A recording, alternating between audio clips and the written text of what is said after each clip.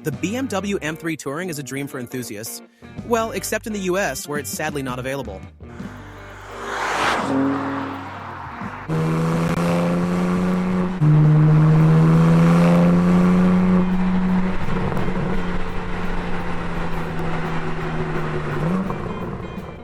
But wait, the M3 CS Touring is here, taking everything that makes the M3 CS Sedan and M4 CS Coupe legendary, and adding a practical, long-roof design. And it's packing a 543 horsepower twin-turbo 3-liter inline-6 engine with 0 to 60 miles in just 3.5 seconds. A fraction faster than the M3 Touring.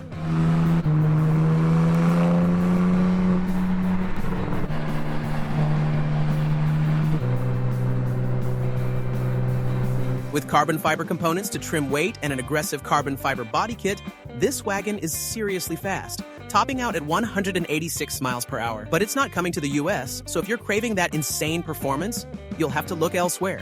Limited to just 4 colors, the M3 CS Touring is a rare beast, starting at 152 and 900. This model is going to be a limited run gem in Europe, Australia, and beyond, but not the US. Would you have loved to see this in the US? Let us know below.